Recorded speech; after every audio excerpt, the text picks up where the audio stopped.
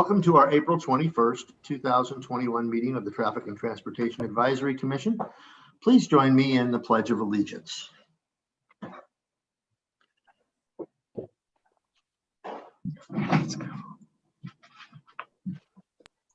I pledge allegiance to the flag of the United States of America and to the republic for which it stands, one nation, under God, indivisible, with liberty and justice for all.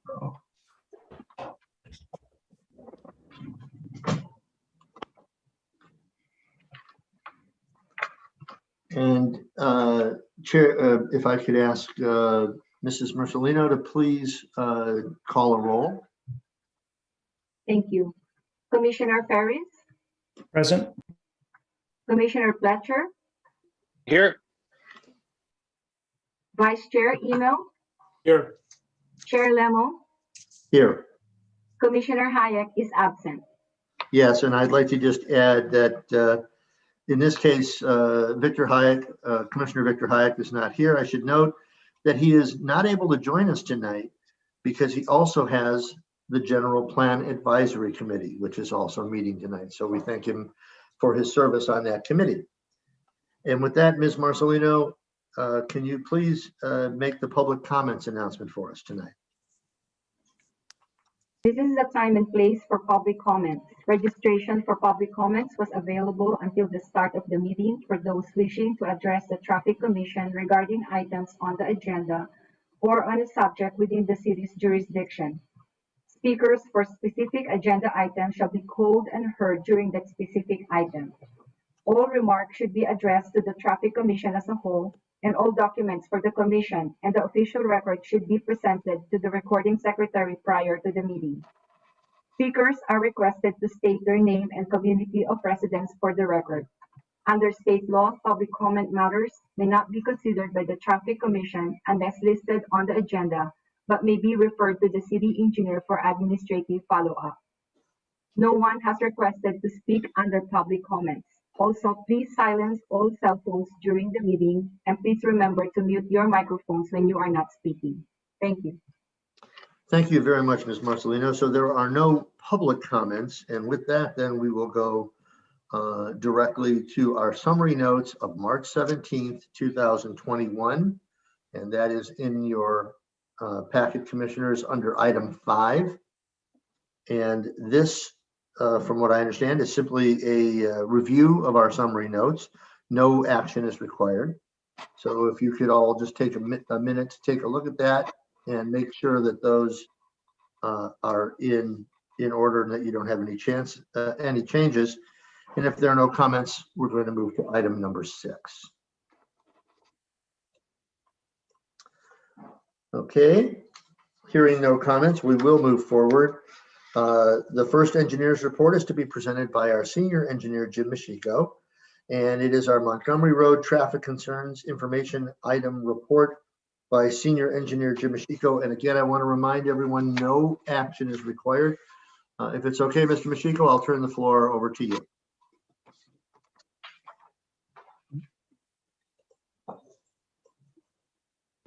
Oh, just excuse me, just inadvertently hit the wrong button here. I'm going to have to go back to the share screen.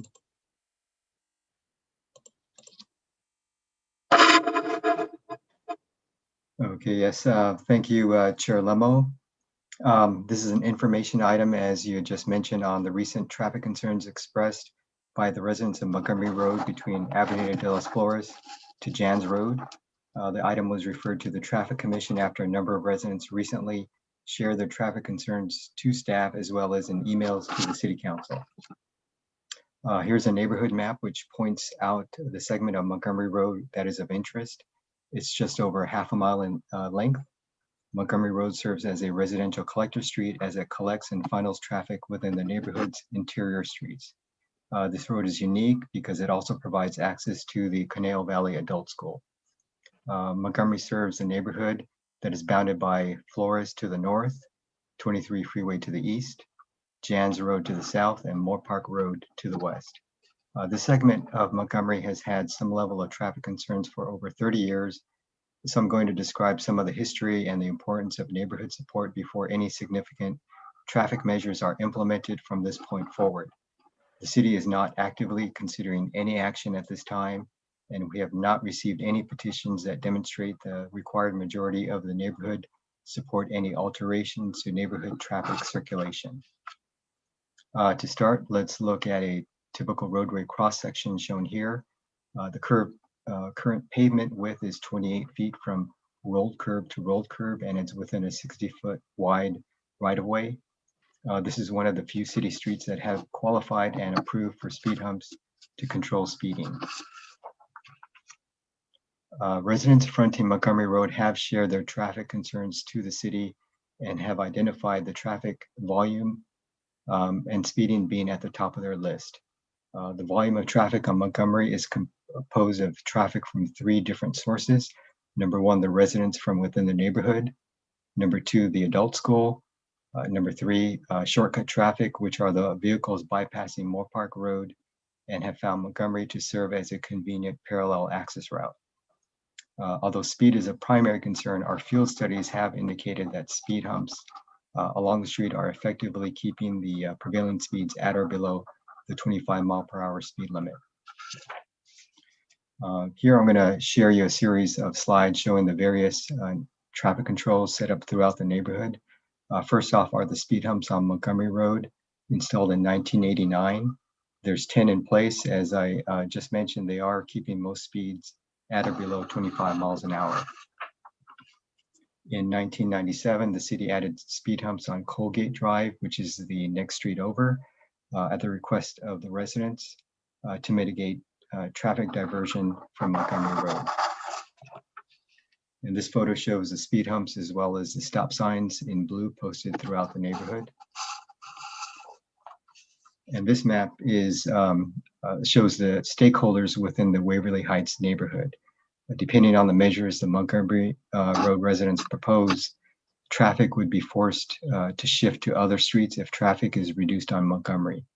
Over the years, we have advised the residents that if they desired to implement other forms of traffic control to lessen the volume of traffic on their street, it could impact traffic on the rest of the neighborhood. In general, traffic measures to reduce traffic on one street does not necessarily eliminate a problem. It simply diverts it to an adjacent street, which can create a domino effect in new traffic concerns and new requests for traffic control measures on the impacted streets. As such, the 400 homes highlighted here should be involved in any efforts to alter neighborhood traffic patterns. We have advised the residents that altering neighborhood traffic patterns should involve all the stakeholders who rely on Montgomery for local access. This includes stakeholders both within and outside the neighborhood listed here. This slide shows the locations where traffic volumes were measured within the neighborhood and on the surrounding streets in 2016. The measurements were recorded during weekdays and weekends. This slide shows the speeds that were measured in the neighborhood and on surrounding streets, also in 2016. Also in 2016, we also measured the shortcut traffic on Montgomery Road. These are the vehicles bypassing Moore Park Road and cutting through the neighborhood to reduce their travel time. The process involves a license plate survey where staff members position themselves at the entry and exit points of the neighborhood on Flores and on Jans and record every license plate of vehicles entering and exiting. We selected 4 of the busiest periods when we felt shortcutting was believed to be the highest. And based on those results, the data shows 23 to 42% of traffic on Montgomery Road are shortcutters during those 4 survey periods. Here's a bar chart that shows the history of traffic volume measurements dating back to 1987, when the traffic volume levels were 3,400 vehicles per day. After the speed humps were installed in 1989, the traffic was reduced to 2,300 vehicles per day. We have a red horizontal line on this chart to show the roadway capacity of a typical residential street, which is 2,500 vehicles per day. Through 2001, the traffic volume levels were below this line. But in 2006, the traffic volume levels were back to what they were before the speed humps were installed and has held rather steady at roughly 3,500 vehicles per day through 2016. Last summer during the pandemic, a traffic measurement was taken and it shows that it was reduced significantly at under 2,000 vehicles per day. And as health restrictions begin to lighten, we do expect traffic volumes to increase again and possibly return to 2016 levels. In 2006, a group of Montgomery Road residents contacted staff regarding their concerns over traffic and speed and other traffic-related issues. And at that time, staff performed a number of traffic measurements, which I covered earlier, and discussed a number of engineering options to calm traffic along Montgomery Road, which I'll get into more detail shortly. The residents were advised that to achieve their goal of reduced traffic volume, the residents would have to obtain majority support from the collective neighborhood, not strictly from the residents of Montgomery Road in the form of a petition that they circulated themselves. The residents did not obtain the support of the rest of the neighborhood to curb the usage of Montgomery Road. 10 years later, in 2016, another group of residents along Montgomery Road approached the city with the same concerns expressed a decade earlier. This particular group hosted a neighborhood meeting at the Grant Brimhall Library to express and discuss their traffic issues on Montgomery. The city participated as the residents presented a proposal to calm traffic to the neighborhood. They proposed 5 specific actions, some of which would have to be decided upon by the school and park districts. In short, the outcome of those efforts did not result in the neighborhood support they were seeking towards a specific set of actions that the city would process and evaluate for possible implementation. Here's a listing of some of the traffic reducing measures that were discussed with the residents in 2006 and in 2016. The decision to implement some of the measures, such as an alternate access point, would involve the school and park districts. Each of these measures have varying degrees of severity. The greater the severity, the greater potential diversion of traffic and associated impacts onto other neighborhood streets, or ideally pushing traffic back to the surrounding arterial streets. The city has a policy on street closures approved by the City Council in 1992 under Resolution 92-167. And to qualify for consideration of a street closure, a petition signed by a minimum 60% of affected property owners is needed to demonstrate neighborhood support of the lead petitioner's proposal. If a petition requirement is met, staff would then study the location to determine if the policy's numerical criteria are met, as well as look into the legal and emergency response access issues surrounding the potential closure of the street. And here's an example of a street closure implemented on Calle Contento at Moore Park Road about 30 years ago, which eliminates shortcut traffic between Moore Park Road and Olson Road. This location met all the criteria of Resolution 92-167. This design allows for emergency vehicles to drive through them through the plastic vertical posts at the ends. And we do have solid steel posts with signs in the middle segment to serve to close off through traffic.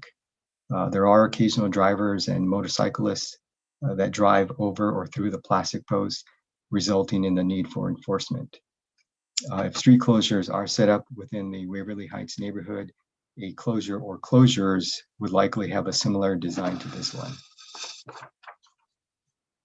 During the 2016 meeting at the library, staff made a suggestion to the residents that 2 street closures shown here may achieve their goal of lessening the volume of traffic on Montgomery.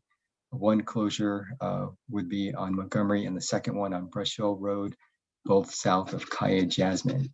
This concept eliminates the shortcut commuter traffic flowing through the neighborhood, yet still retains access for local residents and for the adult school. One closure would not work alone, since shortcut traffic would simply divert to the secondary route. Closing off both the primary and secondary routes to shortcut traffic is needed to eliminate the shortcutting through the neighborhood.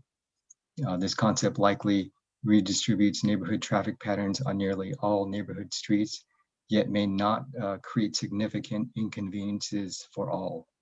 It would likely split the neighborhood in half, meaning that the residents on the north side would no longer have access to Jan's, and the residents on the south side would no longer have access to Flores. Some residents attempted to circulate a petition for this two-street closure concept, but did not reach the minimum 60% support for the city to evaluate it fully. So the next steps are for the residents to work collaboratively together to determine if they can achieve neighborhood support on a proposal to lessen the traffic on Montgomery and disperse it to other streets. This is clearly a neighborhood decision. The city will assist the residents in their collaborative efforts to identify some of the pros and cons of the measures they will consider and point out possible unintended consequences of these traffic calming measures. If street closures are proposed by the residents, the process requires a need to meet the city's street closure guidelines and an evaluation of emergency access and legal issues. So with that said, this concludes the staff report, and we'll be pleased to answer any questions of the commission. Thank you. Thank you very much, Mr. Mashenko. That's an excellent report. Before we move on to speakers on this report, do we have any questions of staff from our commissioners? I'll jump in, Mr. Chair, if I could. Sure.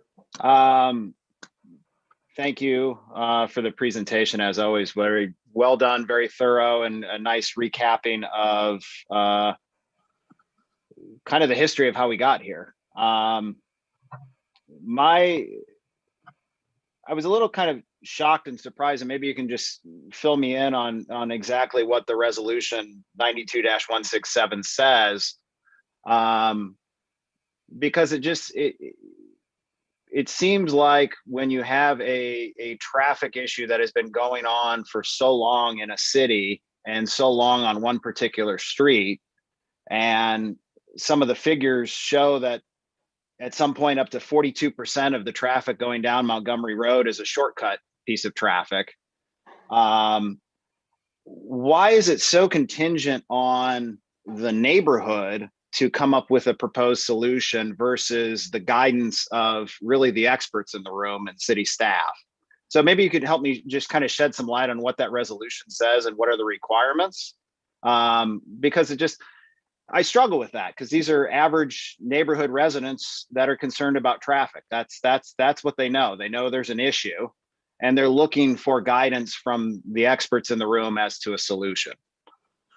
Before staff answers, can I just weigh in with a comment real quick? Is that okay, Mr. Mashiko? Yeah, that's fine.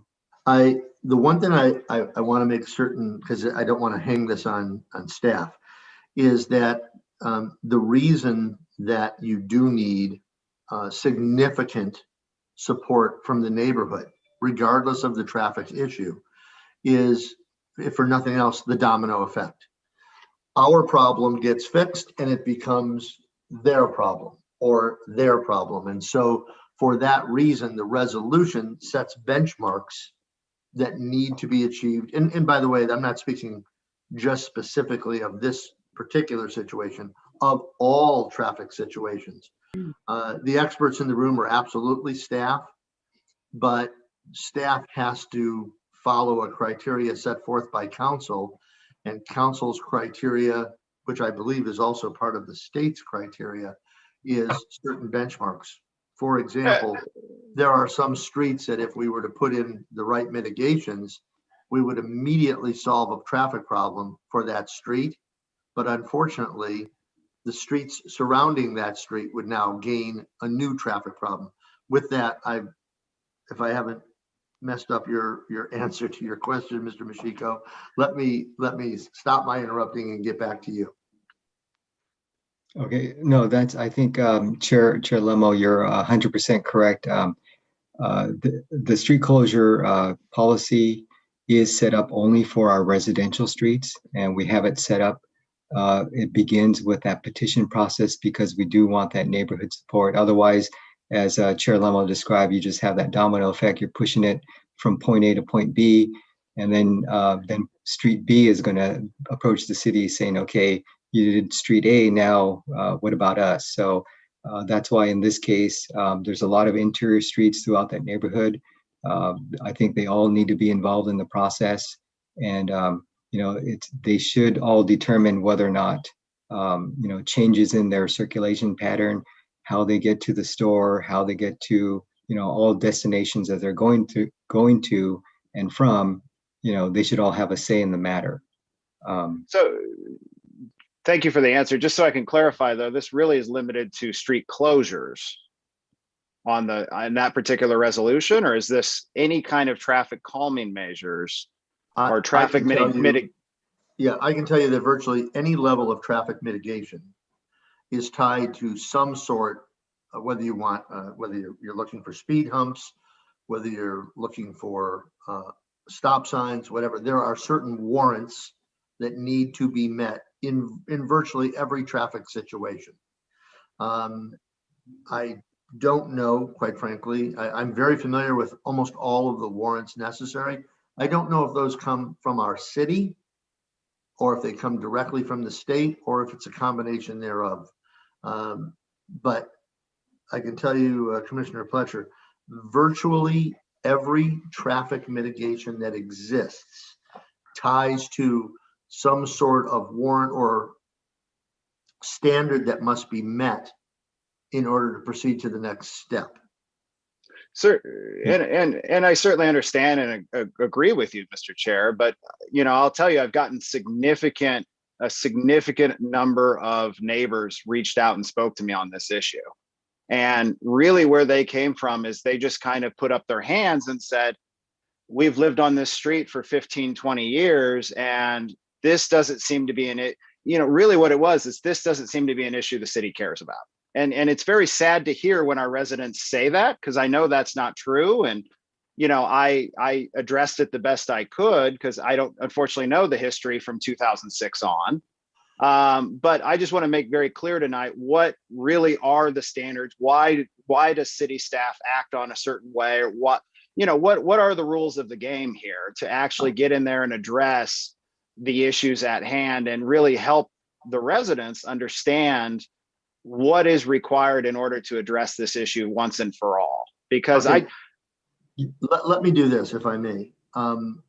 First of all, I know we're going to hear that again. I do know for a fact that if there is anyone who has been concerned about a traffic issue for more than 6 to 8 months, they have had those standards explained. And I happen to know by looking at my packet tonight that the Montgomery Road folks definitely know what the requirements are because they have been through them 2 or 3 times and without success. That being said, though, this I think may be something that we would handle under our discussion after public comments. I think if there are specific questions about the report, but I do think we should discuss this after we have the residents a chance to speak. So let's do this. Are there specific questions about the report we received? And then, of course, we will have discussion after our residents get to speak. Many of this is I guess many of this are discussion points and discussion items. And I know Commissioner Ferris has his hand up, so I'll turn it over to him. Sure. I'm sorry. I didn't recognize that little sign there, so I should have. I'm sorry. Commissioner Ferris, please go ahead with your questions to staff. All right, thanks. So the one question I guess I had out of this is that when it comes to closures, when the current manner by which we close, it is either it's closed to all traffic or it's not closed. That's kind of the way we do, or we have a speed bump or calming device.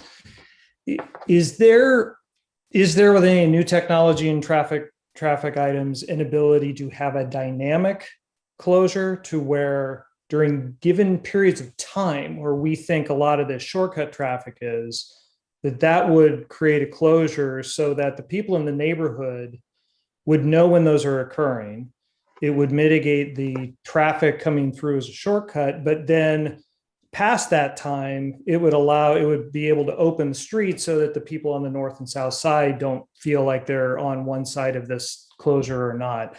It was just something, I don't know if that's something that's available, or as Chair Lemo has mentioned, that there might be some warrant that doesn't quite tie to allowing for that. I'm just trying to think of a creative way of getting potentially what Commissioner Pletcher is saying is like, it's either do it or don't do it. And that's kind of the only thing. Is there a new way, technology is supposed to solve everything, right? So.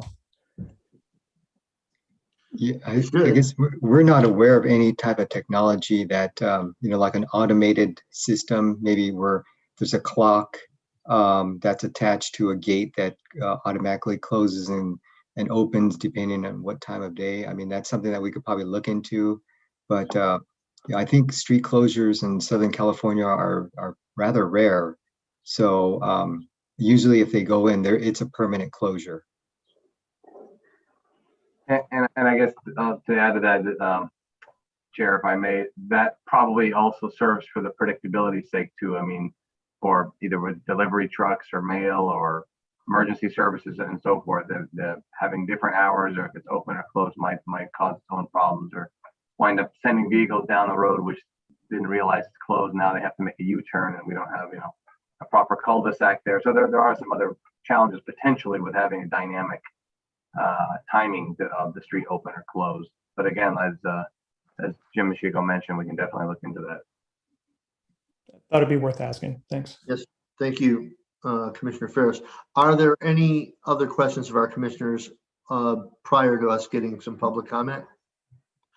If not, then I will ask Ms. Marcelino. We do have speakers on this subject, is that correct? Yes, Chair. One individual has requested to speak on this item.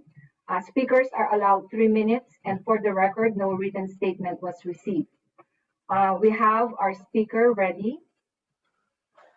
Please click unmute and state your name and city of residence for the record. You will be reminded when you only have 1 minute remaining, and then again when your time to speak is up. Thank you. Okay, hello, can you hear me? Yes, sir, we can. Okay, this is, my name is Joel Schnowski. I'm a resident of Waverly Heights. And just to kind of keep the commission brief, we had been, a group of us neighbors have been communicating with Mr. Haydari and Mr. Mashiko over the past couple of weeks regarding this issue. We have pretty much unanimously come to the conclusion that we would like to petition for the road closure for what Mr. Mashiko had provided in 2016, which was the closure just south of Calle Jasmine off of Montgomery, and then also the additional closure just south of Calle Jasmine off of Brush Hill. One of the things that we would like to get more information from the city is if we are to do this petition, we would really appreciate the Traffic Commission providing us with as much data and information as possible before we do the petition. And that includes guidelines on emergency access if this closure is supposed to go through. Also, regarding that picture of the other street closure, I had brought up an idea of potentially using actual bollards, concrete or steel, due to the fact that it seems that those types of street closures really don't adhere to full cut through traffic. And if there's a way that, emergency personnel could have access to removing the bollards or lowering the bollards for emergency access, that would be obviously preferred over the plastic ones. And so getting information on the guidelines of that emergency access, how it would be affected, specific date on the effects of the proposed traffic closure, and how much potential traffic will actually be reduced on each side. And finally, what timeline do we have to, once we initiate the petition, how long do we have to, gather the appropriate majority signatures from the 400 stakeholder homes. And so I kind of threw out a lot there, but I'd love to get a little bit more feedback on those items.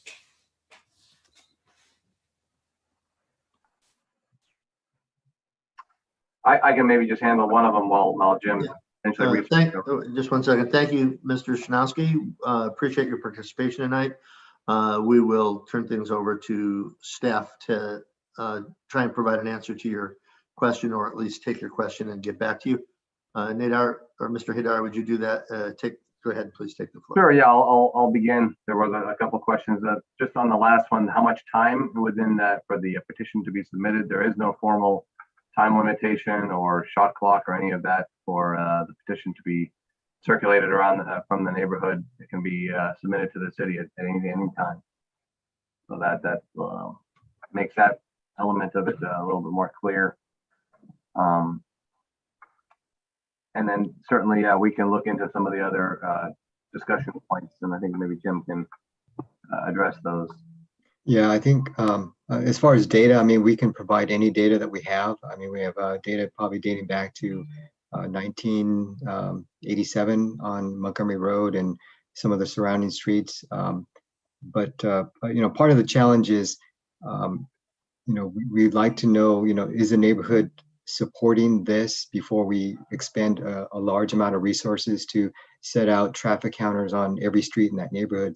Because I think that's sort of what this is probably going to require, is a large volume of traffic counts to be conducted, speed, so that if something does go in, we're going to want to know what the before and after data looks like to see what the impact is on basically every street in the neighborhood.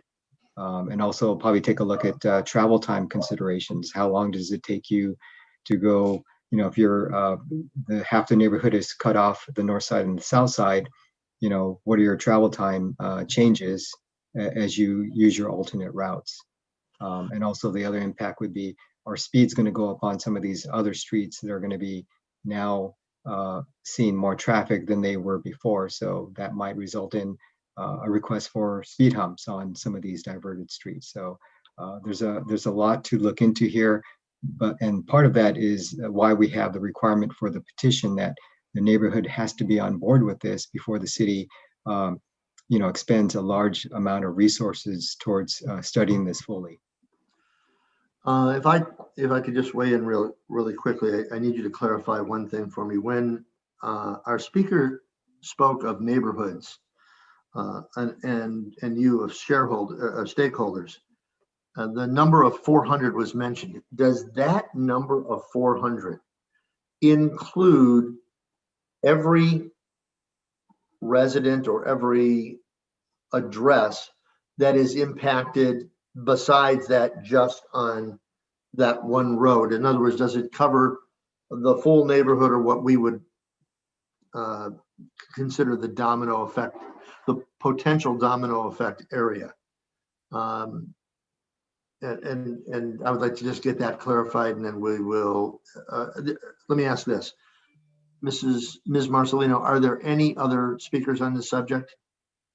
We don't have any more speakers, Chair. Okay, so thank you very much. So after you clarify that, I'd like to open it up to questions of commissioners to staff.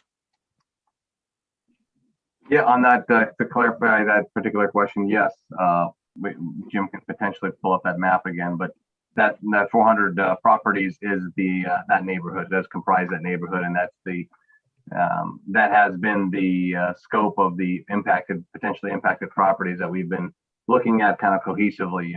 As we discussed earlier, it is a neighborhood, and therefore, we want to consider the impacts throughout the neighborhood and not, consider only a part of the equation and then find out there's problems later that were unintended consequences. So part of this is, as the residents study this, they have to determine the pros and cons of the various options, and there's certain compromises that have to be made between convenience of having the ability to access both streets, Flores and Jans, depending on which side of the community you're in, versus the desire to, calm traffic or reduce, non-local traffic from driving through. So those are the kind of compromises that the residents will have to weigh in their ultimate decision. Thank you. And as we open up to questions from the commissioners, we will have our discussion, of course, after you get your information from staff. But I'd like to let you know, as after spending so many years on the commission, I can tell you that the reason, there are two reasons that go with getting the petitions done first. Number one, it is a way of notifying and including the entire neighborhood in the process and getting a legitimate concern before we have significant expenditure, get a legitimate concern from the neighborhood. That being said, it is hard work. There's no doubt about it. Getting the petitions out and signed is a hard work, but it's necessary data to have before we spend a lot of money. And with that, let's open up to questions of staff from our commissioners. And if you want to do the old-fashioned raise of the hand, I'd appreciate it so I don't miss anybody. I know, Mick. I know your background. You've Noted. put men on Noted. the moon, and you're realizing that, you know, I'm still amazed that men got to the moon. So you have to just roll with me. But no, I know that you are a rocket scientist, and I know this is not rocket science, but when you're trying to teach me, it's a little tough. So I don't know. Zoom could be pretty complicated. So. Right. Okay. So does anyone have any questions for staff? And let's start down the line. Commissioner Ferris, do you have any questions? No, not this time. Mine was about the abilities of what we might have available. So thanks. All right. Commissioner Pletcher, any questions? Nothing additional. Thanks, Mr. Chair. Thank you. And Vice Chair Email, any questions for staff? Just a couple of questions. When I was looking at the chart, that was the bar graph that was measuring traffic in the neighborhood. On the chart itself, there's two numbers, or there's two bars for 2016. And I was just wondering if that was a typographical error, or were there really two measurements taken in 2016? Yes, we took two measurements in 2016 at separate times. And were the two measurements taken in 2016 because of the concern raised by the resurgence of a concern raised by the neighborhood regarding traffic on Montgomery? Okay, I don't recall the particulars back then. I think one was related to the residents who spoke and raised their concerns. And I think the second one was prior to the meeting that we held at the library. We just wanted to take one more count just to make sure, you know, did the data change before we, you know, had that meeting. Is there any hypothesis as to what has led to the increased traffic on Montgomery since 2006? It seems like suddenly, you know, sometime between 2001 and 2006, it kind of increased significantly, and it's held pretty steady over the past, 15 years. And I just wonder if the city has any guess or understanding as to why the traffic has increased. I guess one of the things I'll point out though is that we have had more bypass traffic in the city as the 23 freeway is congested during those peak hours. So as a result, when some of that freeway flows off onto our arterial streets like Moore Park Road, when Moore Park Road gets congested, people find, okay, now I want to find another way to reduce my travel time. And so they start cutting through the neighborhoods. And it's not going to be 24 hours a day. It'll be just during those peak times when the freeway's backed up. People are getting off the freeway using the arterial streets, then they flow into the neighborhoods. So I think that's probably, you know, part of the cause. Has the city considered that? I mean, my understanding is there's a freeway widening project ongoing presently with the 23 freeways. If that, when that comes to completion, is there any prognostication that, you know, the bypass traffic or the cut traffic is going to slide back down to, you know, maybe under 3,000 cars per day? Yeah, I don't think we have any projections of what the improvements to the 23 freeway will do. Yeah, you know, that's something that, a lot of the traffic from this point forward, it may be, may not reach those 2016 levels as businesses and things are done differently, the way people are, teleworking from home, things like that. So, we're sort of curious ourselves as to what our traffic volume levels are going to, revert to, or is it, ever going to reach those higher levels again? We're not sure. Yeah, and if I may add, the 23 project by Caltrans actually is a rehabilitation project. It's not a expansion or widening project right now. Okay. Other questions? I have a few. First of all, speed humps were installed in 1989 and virtually immediately had an impact of a reduction of almost 30%. And my question is it possible that between 1989 and 2002, 3, or 4, that the speed humps have worn down and they're less of a deterrent than they used to be? And do they need to be perhaps something as simply as shored up or reinstalled? That would be one question. And the next question sort of tails off on something that Mr. Ashiko just brought up, and that is there is absolutely positively a new normal. We just don't know what the new normal is. We know that there are estimates of anywhere from 10 to 35% less work-related commuter traffic because of companies taking things like Zoom and others and working more flex schedules with their employees and all. And so after you answer my question on the speed humps, my next question is very simply, should we be waiting for at least 12 months, even with the petition, for at least 12 months after 100% opening takes place, so that we can get a judge on what the new normal is? Because I think if the new normal is affecting people's work, it may also affect the adult school with how they may offer some of their class offerings. Anyway, Mr. Ashiko, could you comment on the height necessary, the need of rehabilitating speed humps if necessary? Or okay, yeah, in general, the speed humps, they don't get compressed significantly over time. They do maintain their shape, and I would imagine that over time that Montgomery has had several overlays. So when the overlays occurred, the speed humps were removed and then rebuilt back to standard 3-inch high specifications. So we do check them immediately after they're built. So we're confident that they've maintained their shape over the years. thank you.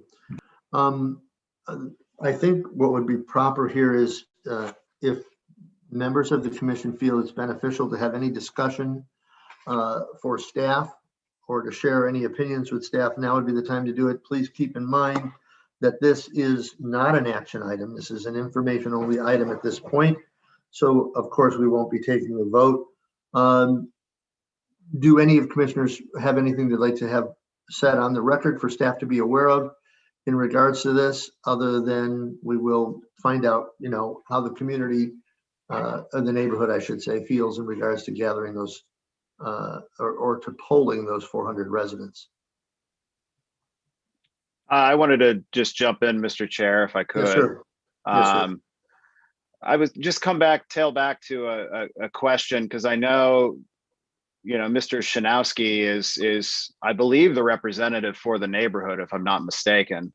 And, I think the most important thing coming out of this is an informational item. This has been something long sought after by some of the neighbors in the community.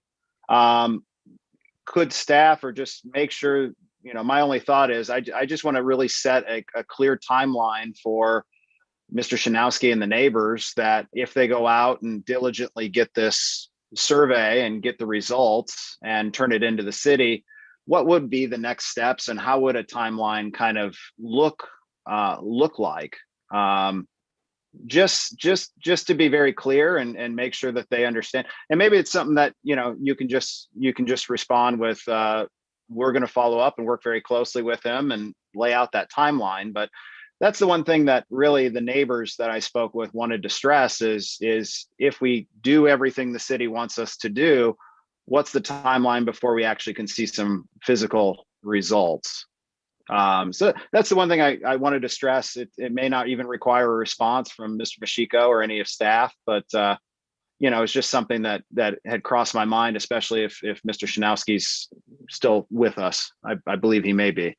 So, does staff have a response? Yeah, I'll just start. Yeah, I think right now with the way our traffic volume levels are right now, we know that they are lower.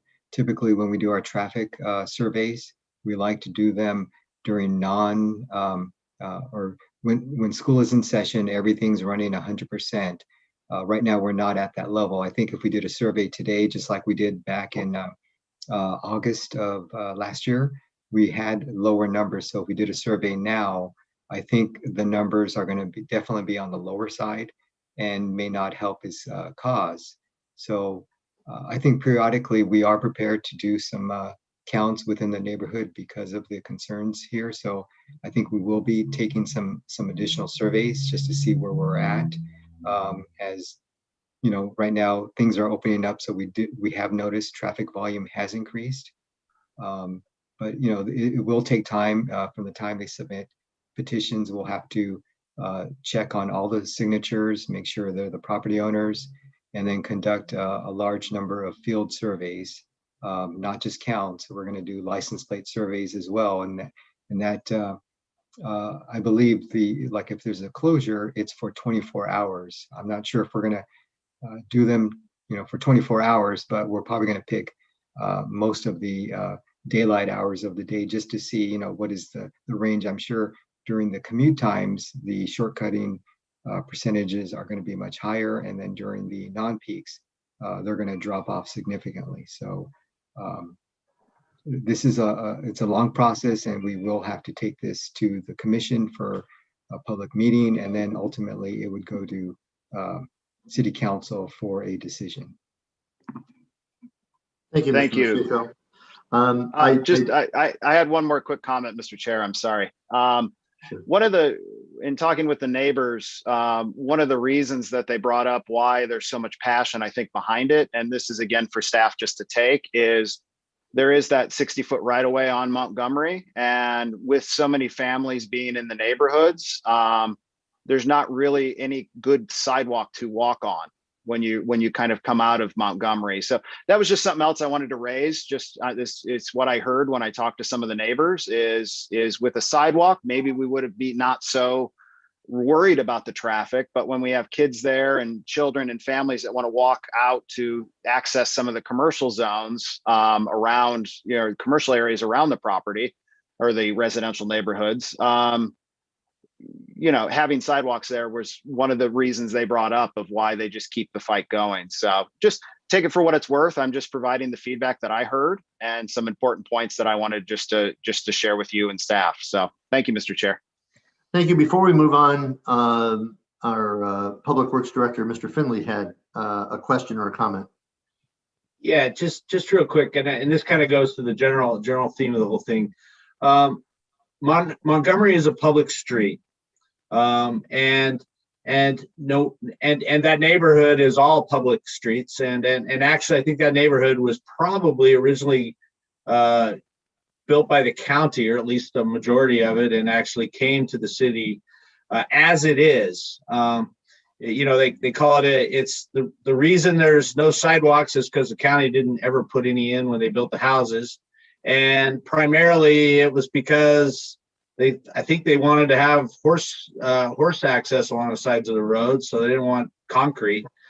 But all that being said, one of the things that we have to always balance is the consequences of any action we make to all of the residents.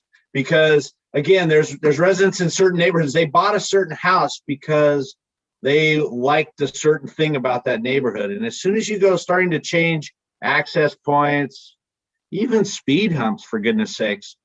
People are impacted, and they will fill these chambers. If you didn't ask them a question and ask them what they thought, they will come here, and we will get to hear their side of the story. They're not here tonight because we're not proposing to do anything, and that's why that petition process is so important. And that can be not even just closing a street, curb extensions. I've had neighborhoods come unglued over curb extensions. So it's important, and crosswalks. We proposed raised crosswalks, and someone's like, no, not in my neighborhood. So no matter what we do, there's people on both sides of every issue. And if you can get consensus in a neighborhood, you know what, we'll bring anything forward that makes sense, because that means we have community support. And it's just step one. And imagine your own streets and your own neighborhoods, that we're all impacted. Everybody comes and goes on Montgomery, and you impact all those folks. So it just has to kind of be that process. Otherwise, we head down a rabbit hole that we'll never get out of. And just to highlight that commentary, that kind of plays to the 60% threshold. And in fact, the threshold for speed humps now is 75%.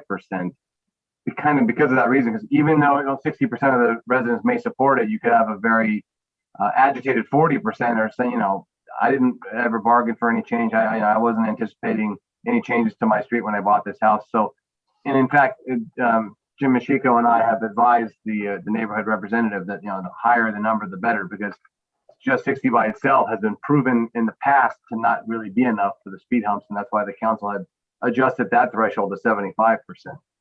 So, one last thing I want to say is, as staff, we are absolutely supportive of working with the neighborhood to find solutions, to find traffic calming solutions, you name it. We will sit down with anybody who wants to talk about options and go through any and all of them. But we just need consensus in order to actually recommend something to the commission. And the final comment I'd like to make to all of our commissioners is, all of us, all the commissioners that I'm aware of are pretty much out there in the neighborhood. People know us, they'll give us comments, and there's no doubt that Commissioner Pletcher got some passionate comments. However, this is one of the few issues that have come before me recently that had 0 emails. And the one thing I would suggest to every one of our commissioners is, if someone is truly passionate and they have a life, they're excited, and they've got families to raise and all, and they don't want to take the time of sitting in our meeting, to simply send us an email with the representation of their passion makes a difference. I know that if I hear from 3 people, that raises my bar a little bit. But I think here at the commission, it's important for us to get their comments in writing, because that helps us understand what the neighborhood is truly thinking versus just commenting to 1 or 2 of our commissioners. With that, if there are no more comments from staff or our commission, we're going to move forward on item 6B, which is the Lawrence Drive and Teller Road intersection. And that will be presented by our engineering associate, Masood Razavi. Yes, sir. Mr. Razavi, the floor is yours.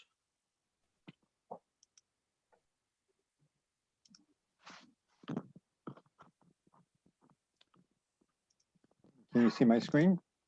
Yes, sir.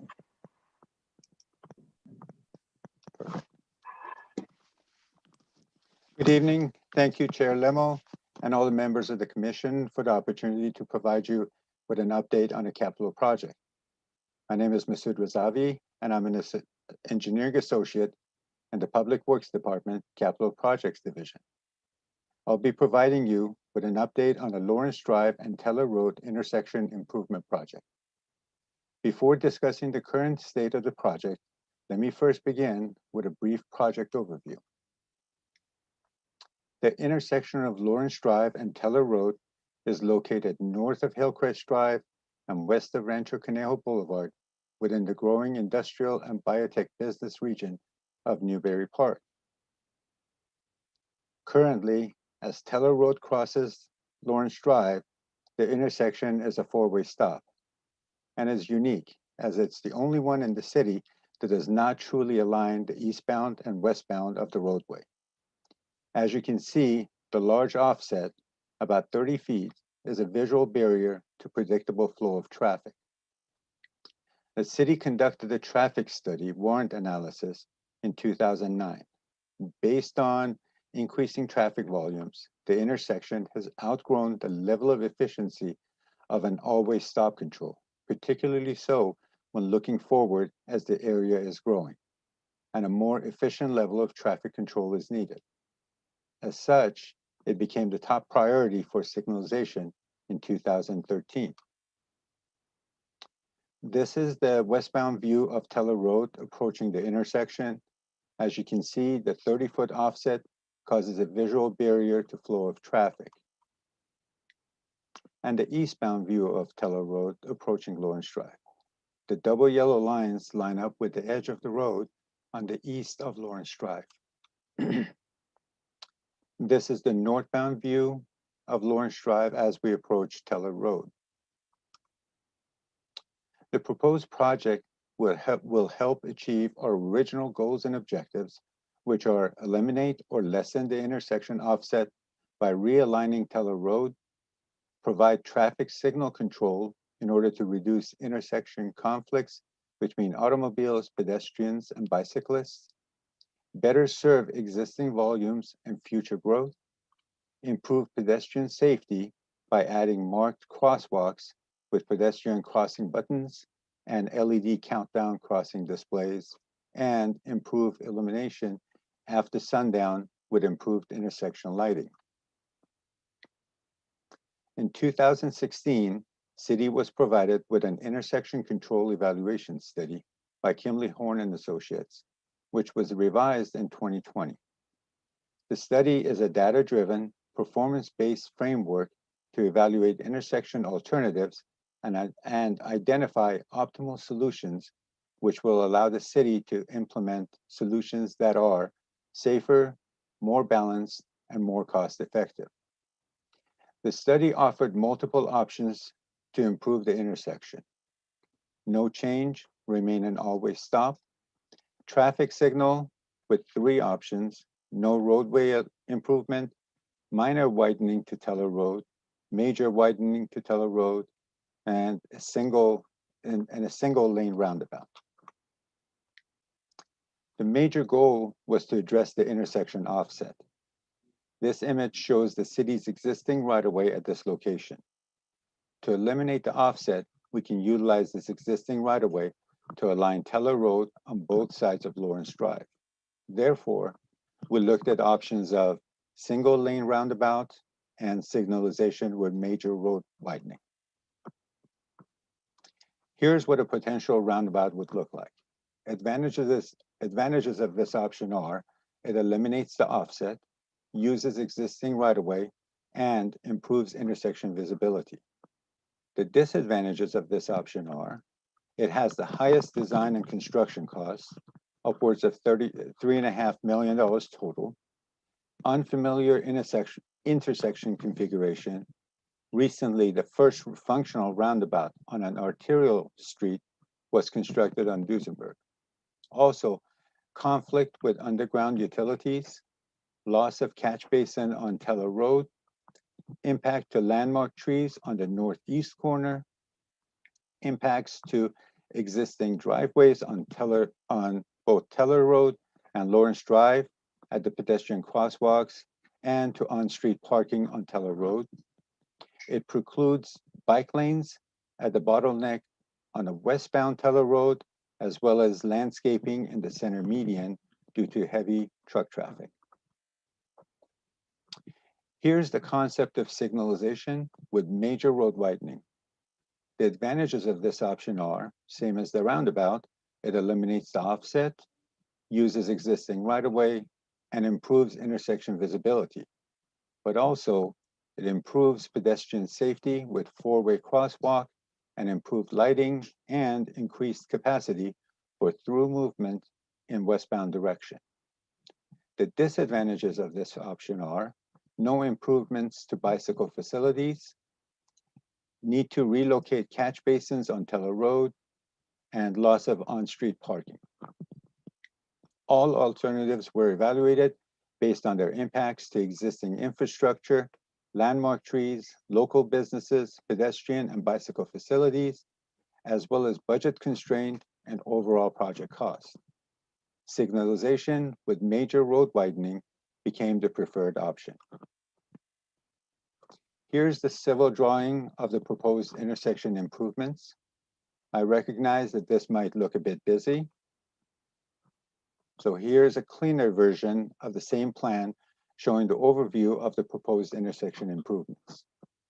As you can see, on Teller Road, eastbound and westbound will be aligned.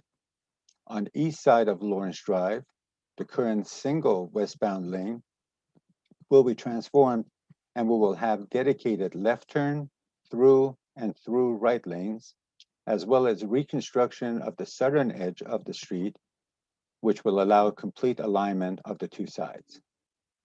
On the west side of Lawrence Drive, restriping will create two lanes to match the alignment on the east side. On Lawrence Drive, restriping will align left turn lanes and will add an additional through lane on both sides of the intersection. As for on-street parking, there will be no impact on Lawrence Drive. On Teller Road, on the north side, loss of about 6 spaces, and on the south side, we will lose about 5 spaces. This is the continuation of Teller Road on the west side of Lawrence Drive. The striping will extend and connect the existing striping at Marion Street. This is how the intersection will be transformed, which will prevent worsening of peak period congestion and improving efficiency, improving vehicular safety, and improving pedestrian safety by installing 2 additional crosswalks and improved lighting at the intersection.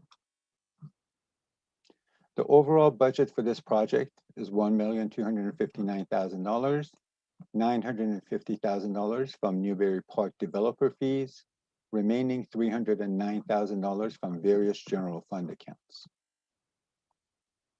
The preliminary design is complete, and currently we're in 80% design review with June 2021 as design completion date. The project construction is targeted to begin this fall with an estimated duration of 9 months for completion of construction. City staff has performed various outreach efforts and has incorporated public input and comments into the project. In addition, the design and specifications of the project will incorporate elements such as construction phasing and night work to minimize impacts to the public during the construction.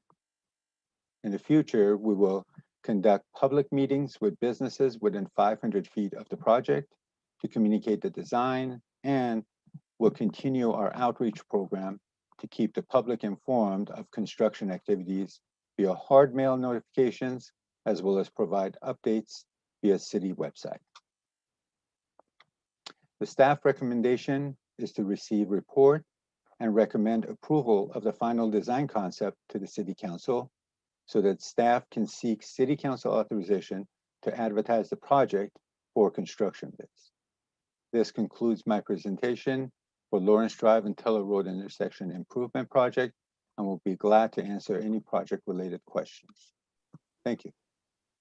Thank you very much, Mr. Razavi. That was an excellent report, very concise. And as someone who drives that intersection many, many, many times a week, I think your solution sounds very good.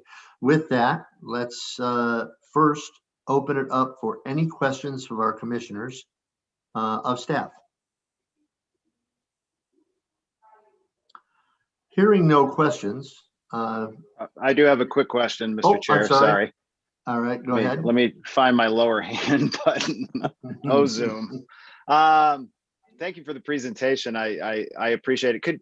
I just wanted to really just follow up on some of the bike and the bicycle aspects for Teller Road and the intersection. You could just review with me one more time. I know Teller Road, it says in the report, it's a class 3 bicycle route.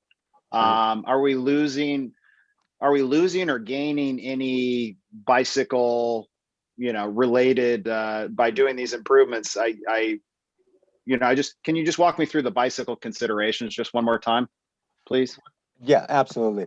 We will not be losing any bicycle facilities. Okay. The street is signed as coexisting, a bicycle and a vehicle coexisting. It's still going to remain the same.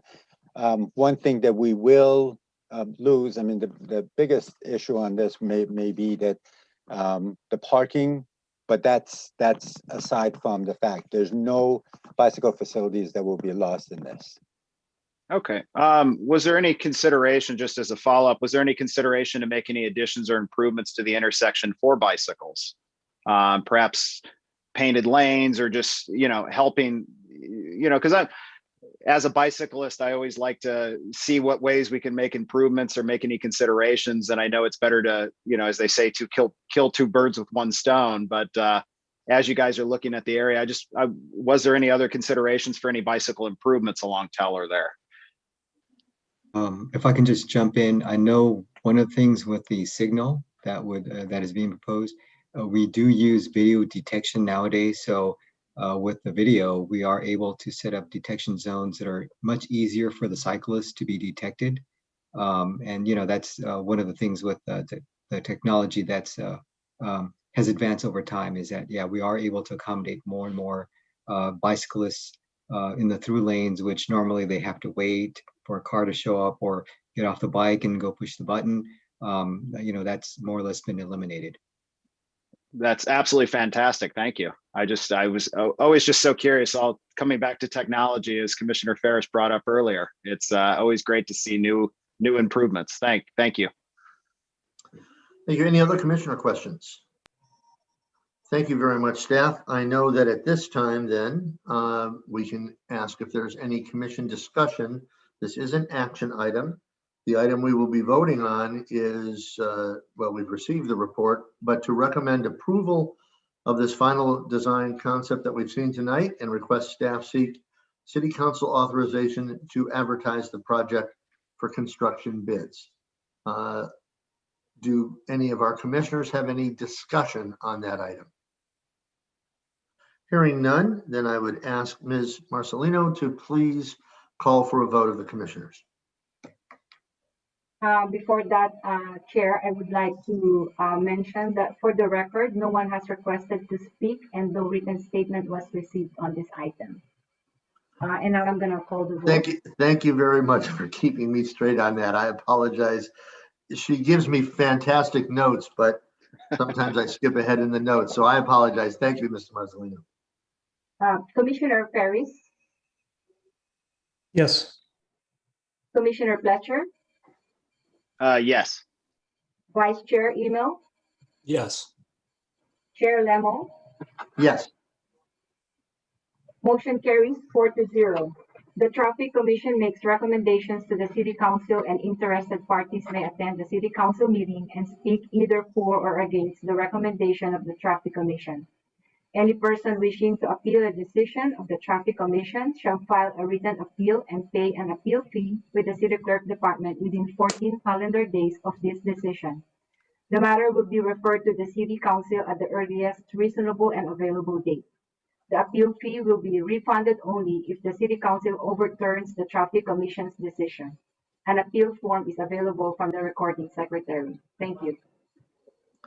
Thank you, Ms. Marcelino. And next we will move to item 7. Actually, I believe we can just move to item 7 because it is a status report.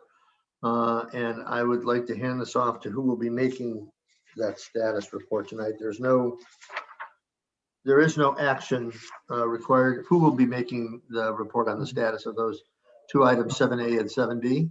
Yeah, I'll just give a brief recap of what item 7 says, Chair Lemo. These are the two items you heard at the last meeting, the item on the marked crosswalk with rapid flashing beacons for Wendy Drive at Charlotte Street for pedestrian safety. That's going to our city council on May 11th for approval. And then on June 8th, the item on the flashing yellow arrow left turn displays will be reviewed by our city council for approval, so we can go on to implementation. Thank you very much. Any of our commissioners have any questions on those items? Hearing none, then we will move to item 8, which is commission referrals from March 17th, and there are none. The work and program schedule, which is attached, and we won't go into that unless any of you have questions over that, I should say. And hold on just a second here. Wrong meeting date. Here we are. Anyone have any comments on our work program and commission schedule, which is attached? Hearing none, do we have any traffic commission comments or discussion prior to our last agenda item? Okay, so we have an item to decide on in regards to our meeting scheduled for May 19th. We have actually taken both actions. What I mean by that is, in the past, we have canceled the meeting to the following month, or we have also, which I don't think we like doing anymore, but we've also had one meeting that we started years ago, a half hour late, to accommodate the ride of silence. I would like to put it out to our commissioners or to staff, which you think is best, but how do we feel about, well, let me ask this so that we can have a discussion. What does the work schedule look like? In other words, is staff's job made more difficult by us literally canceling the May 19th meeting and just dealing with whatever work is on your plate on the June 16th meeting? Okay, yeah, I just want to jump in on that one. We really have really no items pressing to come back for having a meeting in May. What we're hoping to do is have 2 items for June, because if we come back next month, we may have just 1 item and then have 1 item in June. So instead of having 1 item at each meeting, have both items in the month of June. Thank you. It is very kind of you to be so respectful of our time as well. So with that, is there commission discussion on voting to cancel our May 19th meeting? Let's start with that first. Mr. Chair, I think it sounds like we should cancel our next meeting and can I move to take June. that as a motion, Commissioner Fletcher? Happy to make a motion to cancel the May 19th, 2021 meeting. It coincides with, of course, the ride of silence, and move it to our next meeting would be June. Okay, so what we will do is this. Ms. Marcelina, do I need a second? No. Okay, we have a motion to cancel our May 19th meeting. Any discussion on that? Hearing none, Ms. Marcelina, would you call the roll for a vote on that, please? Chair, may I please request a hand vote? Perfect. All those in favor, please raise your right hand or your left hand, whichever one can be seen on camera. Okay, motion carries 4-0. Thank you. Thank you very much. And so with that, if there are no other commissioner comments or discussion, no other comments from staff, I have just one. Thank you very much, staff, for particularly the concise reports we received tonight. I really appreciate that. I hope you know we value all of you, but I'd like to single out a particular staff member, and there is no specific purpose for me. I did not receive any tickets or anything, but I want to thank Sergeant Carl Patterson for his service to our city and for probably having to put up with the most obstinate citizens we have, because if we're stopped for traffic, he's not a guy I want to see. So with all that, we're going to adjourn our meeting. until Wednesday, June 16th, 2021. I can honestly tell you that I don't know if we will be back to a face-to-face meeting or a virtual meeting, but I know that staff will keep us informed. And with that, I thank all of you very much, and our meeting is adjourned.